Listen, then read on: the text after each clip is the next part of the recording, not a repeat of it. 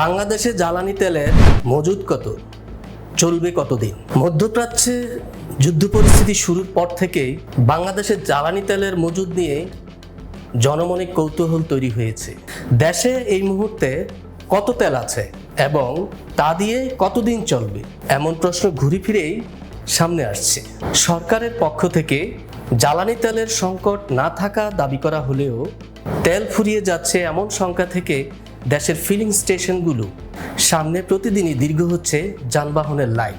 জ্বালানি তেল নিয়ে গ্রাহক বিক্রেতা বাকবিতণ্ডা কিংবা সংঘাতের অভিযোগ যেমন আসছে, তেমনি অবৈধ মজুদ ঠেকাতে চালানো হচ্ছে অভিযানও।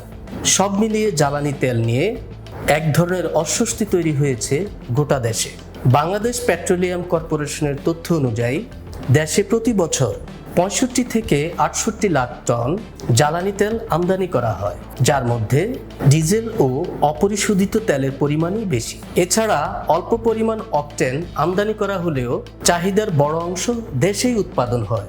বড় অংশের জ্বালানি চাহিদা মেটাতে বাংলাদেশ আমদানির উপর নির্ভরশীল। এই ক্ষেত্রে সৌদি আরব কিংবা সংযুক্ত আরব আমিরাতের মতো মধ্যপ্রাচ্যের দেশগুলো বড় ভরসা।